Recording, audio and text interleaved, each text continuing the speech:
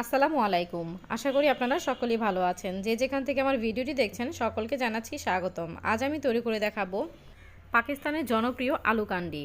পাকিস্তানের জনপ্রিয় আলু কান্ডি কীভাবে তৈরি করবেন সেই রেসিপিটি শেয়ার করছি। সামনেই কিন্তু আসছে রমজান মাস। এই রমজান মাসে কিন্তু আপনারা এই রেসিপিটি ইফতারের জন্য রাখতে পারেন এবং সন্ধ্যায় কিন্তু ছোট বাচ্চাদেরকেও দিতে পারেন। তো আমি আলু নিয়ে নিচ্ছি, দেখতে পাচ্ছেন আলুগুলোকে আমি পরিষ্কার করে নিয়েছি। এবার আমি কেটে নিচ্ছি আলুগুলোকে। কীভাবে কেটে নিচ্ছি সেটা কিন্তু লক্ষ্য করলেই বুঝতে পারবেন। খুব অল্প সময়ের মধ্যে অল্প মশলার মধ্যে কিন্তু আপনারা এই আলু কান্ডিটি তৈরি করতে পারবেন। তো আমি সবগুলো আলু একইভাবে কেটে নিব। খুবই অল্প সময়ের মধ্যে এবং অল্প মশলার মধ্যে কিন্তু এই রেসিপিটি তৈরি করা যাবে। আপনাদের কোনো টেনশনই করতে হবে না যে ঘরে মশলা নেই, এই রেসিপিটি আমরা কিভাবে তৈরি করব। আলুগুলো কাটা হয়ে গিয়েছে, এখন আমরা একটি সাসলি কাঠি নিয়ে নিব। দেখতে পাচ্ছেন আমরা এইভাবে সাসলি কাঠির মধ্যে কিন্তু এভাবে একটা একটা করে খুব সাবধানে কিন্তু করে নিতে হবে কাজটা, দেখতে পাচ্ছেন।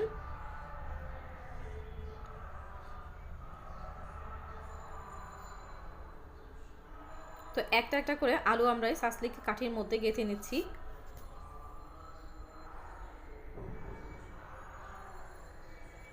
এখন কিন্তু সম্পূর্ণ আলুটা কিন্তু কাঁচা আছে, তো আমি সবগুলো আলু কিন্তু এইভাবেই সাসলি কাঠির মধ্যে গেঁথে নিব। তো আমি যে পরিমাণ আলু নিয়েছি এরকম 4 স্টিক হয়েছে। তো এবার আমরা একটি বড় কড়াই নিয়েছি এবং এর মধ্যে হাফ চা চামচের মতো হলুদ গুঁড়ো দিয়ে দিয়েছি এবং দিয়ে দিব 1 চা চামচের মতো লবণ এবং দিয়ে দিব 4-5টা কাঁচামরিচ।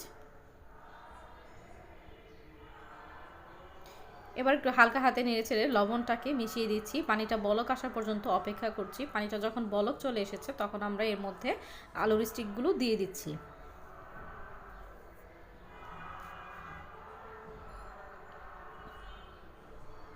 তো এইভাবে আমরা কিছুক্ষণ সিদ্ধ করে নিব। এর মধ্যে আমরা একটা মশলা তৈরি করে নিয়ে নিচ্ছি এখানে আস্ত জিরে এবং আস্ত ধনিয়ে এবং নিয়ে নিচ্ছি শুকনো মরিচ এবং এর সাথে আমরা আরও নিয়ে নিব আস্ত গোলমরিচ। তো আমার কাছে গোলমরিচের গুঁড়াটা আছে, তো আমি সেজন্য এখানে গোলমরিচটা ব্যবহার করিনি। এবার এগুলোকে শুকনো তাওয়ায় টেলে নিয়ে তারপরে গুঁড়ো করে নিব।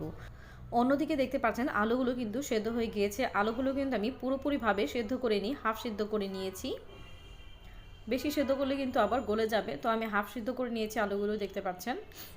এবার আমরা একটি বেটার তৈরি করে নেব। তার জন্য এখানে নিয়ে নিয়েছি 1 টেবিল চামচের মতো গুঁড়ো দুধ, দিয়ে দিচ্ছি ময়দা 3 টেবিল চামচ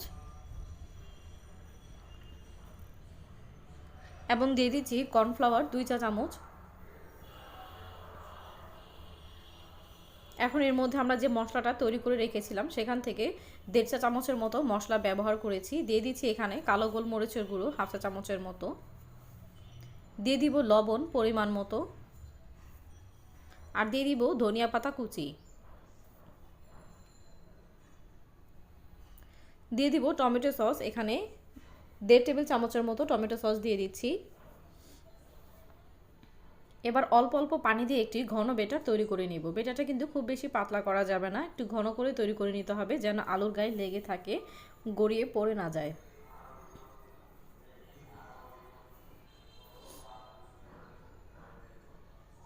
তো আপনারা কিন্তু লক্ষ্য করলে বুঝতে পারছেন আমি কিভাবে করে নিচ্ছি। আমি কিন্তু খুব ঘন একটি বেটার তৈরি করে নিয়েছি।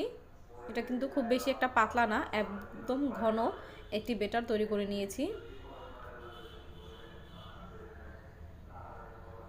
এবার একটি আলুর স্টিক নিয়ে নিচ্ছি এবং এর উপর দিয়ে কিন্তু আমরা ময়দার যেই বেটারটা তৈরি করে রেখেছিলাম সেই বেটারটা দিয়ে দিচ্ছি। এটা কিন্তু একেবারে গড়িয়ে পড়ে যাচ্ছে না, আলুর গায়ে লেগে থাকছে।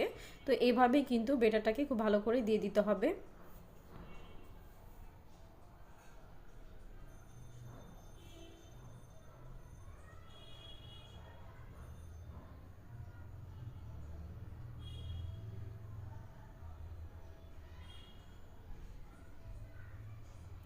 খুব ভালো করে যখন দিয়ে দেওয়া হয়ে যাবে তখন এটাকে আমরা ব্রেড ক্রামের মধ্যে গড়িয়ে নিব।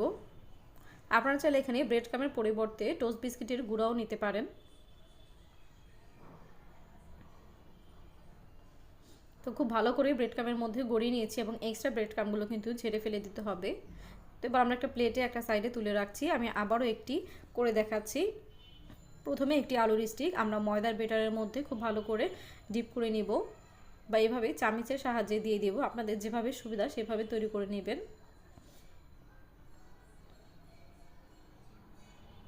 খুব ভালো করে আলুর গায়ে কোট করা হয়ে গেলে আবার আমরা ব্রেড ক্রাম্বের মধ্যে গড়িয়ে নেব।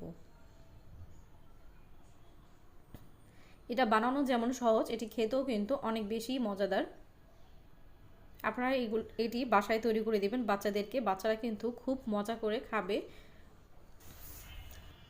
বাকি যে স্টিকগুলো আছে আলুর, সবগুলো আমি একইভাবে তৈরি করে নিব।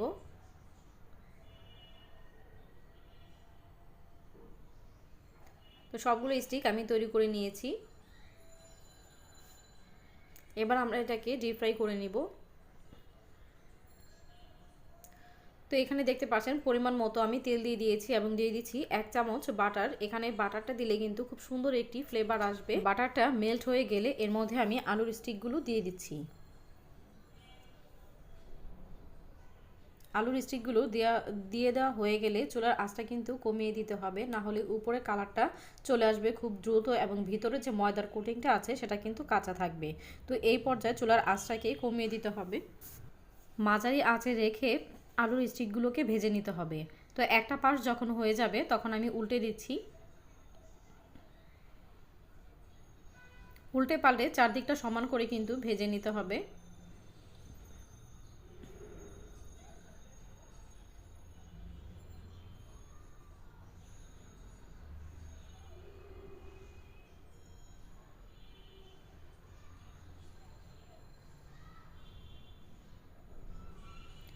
তো কিছুক্ষণ ভাজার পর দেখতে পাচ্ছেন চারদিকটা কিন্তু সমান একটি সুন্দর কালার এসেছে। তো কালার যখন চলে আসবে তখন আমরা তুলে নেব। এটাকে কিন্তু অনেক বেশি ভাজার প্রয়োজন নেই, যেহেতু আলুগুলো কিন্তু আগে থেকেই সিদ্ধ করা আছে।